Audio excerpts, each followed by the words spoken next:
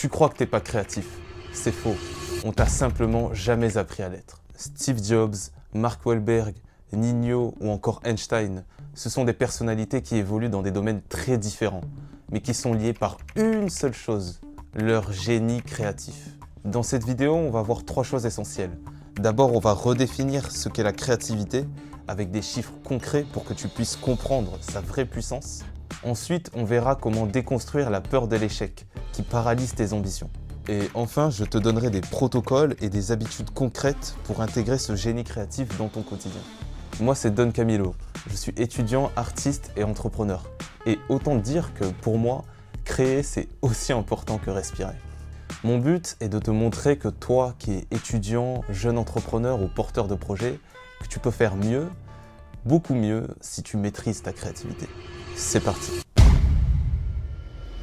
Dans l'inconscient collectif, il y a souvent une fausse image de la créativité, souvent limitée par l'art. Mais la créativité, c'est bien plus que ça.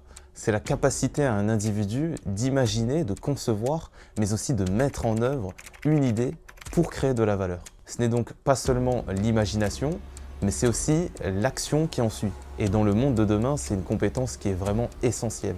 Le Forum économique mondial place la pensée créative comme une des compétences les plus importantes à développer d'ici 2027.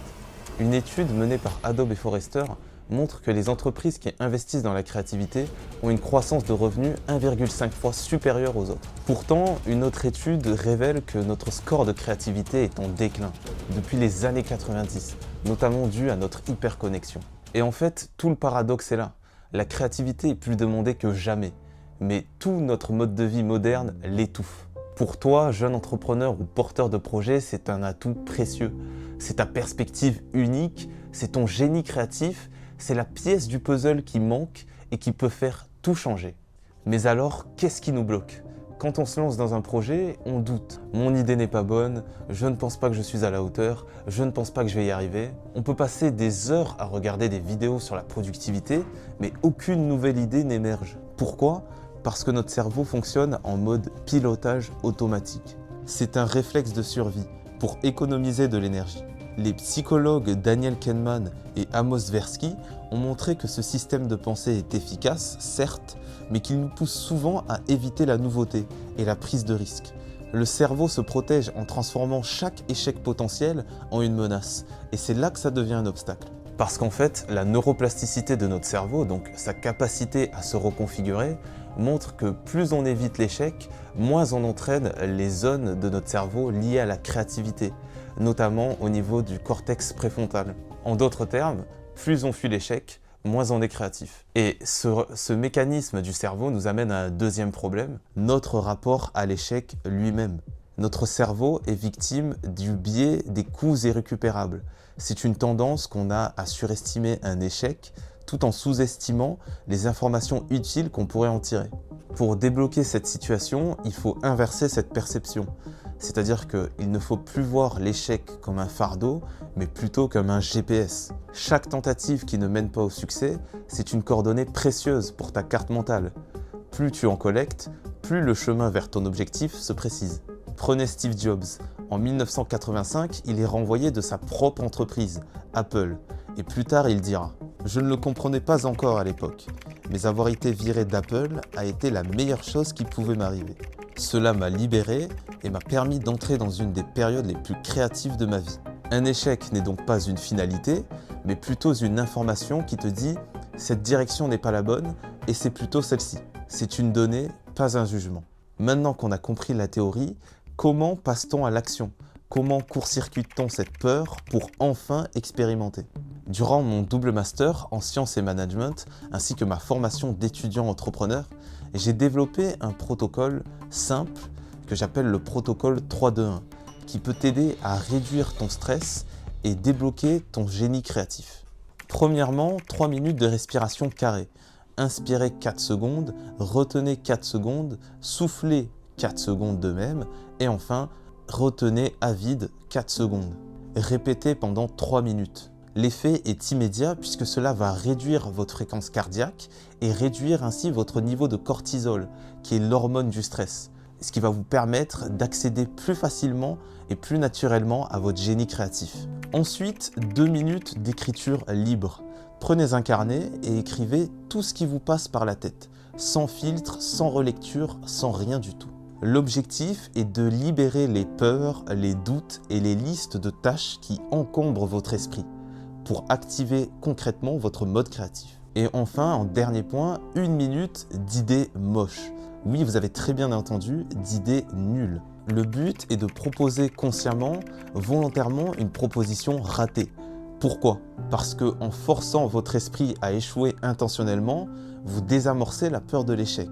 Votre cerveau apprend ainsi une nouvelle règle, il est permis d'échouer, c'est même la consigne. Essayez cet exercice chaque matin pendant 5 jours, puis notez vos changements. Il n'y a pas de magie, c'est simplement de la neurochimie appliquée. Ce protocole réinitialise votre état interne. Mais même avec le meilleur état d'esprit, on fait face à un obstacle important, la solitude. La solitude est un des plus grands freins à la créativité. Les génies créatifs n'ont jamais été seuls. Steve Jobs avait Steve Wozniak pour transformer ses visions en réalité. John Lennon avait Paul McCartney. Marie Curie avait Pierre Curie. Il existe un dicton qui dit que nous sommes la somme moyenne des 5 personnes qui nous entourent le plus dans notre quotidien.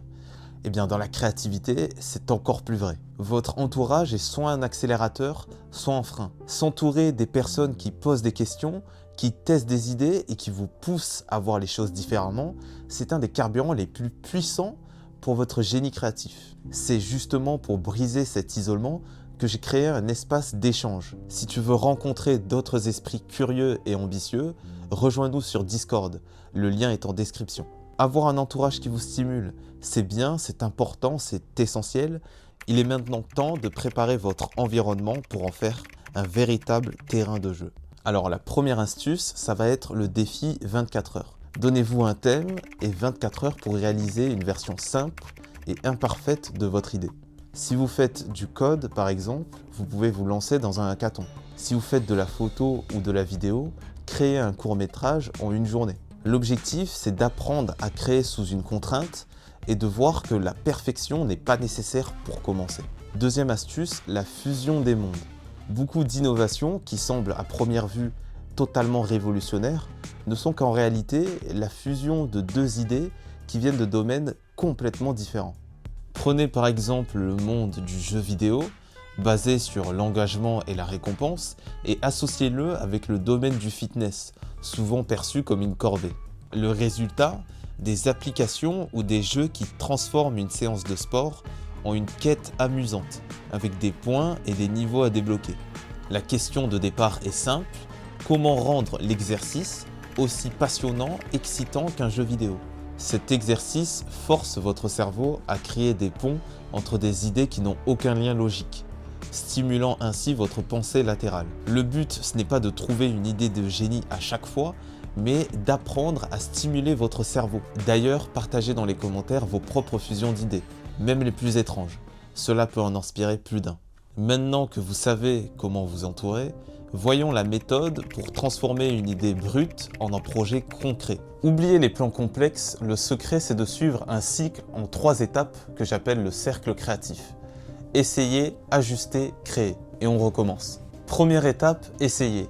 Le but c'est de rendre votre idée tangible le plus rapidement possible. Repensez au défi 24 heures. Créez une version ultra simple, une maquette, une présentation ou alors une page web. L'objectif, ce n'est pas d'atteindre la perfection, mais de créer alors une première version que vous pourrez soumettre à quelqu'un. Sinon, votre idée restera une simple pensée. Deuxième étape, ajuster. Une fois que votre idée est dans le monde réel, l'heure est à l'écoute active. Observez les réactions, posez des questions. Qu'est-ce qui surprend? Qu'est-ce qui frustre? Chaque retour positif ou négatif est une information précieuse. Cette phase transforme les opinions en données concrètes pour orienter la suite. Troisième étape, créer. Fort de ces apprentissages, vous n'êtes plus dans le flou. Vous pouvez maintenant créer une version plus aboutie, plus pertinente de votre projet. Cette nouvelle version, ce n'est pas la fin, mais c'est la suite d'un prochain cycle. Vous allez de nouveau devoir ajuster, essayer et créer pour avoir une version meilleure. C'est cette boucle qui transforme une idée simple en véritable innovation. La dernière barrière est souvent la plus haute, c'est la peur du regard des autres. On a peur de ce que les autres vont dire si jamais ce que l'on fait échoue. Mais laissez-moi vous dire quelque chose, Cette peur que vous ressentez, qui peut parfois se retranscrire par de la timidité ou de la gêne, eh bien cette peur, c'est de l'orgueil.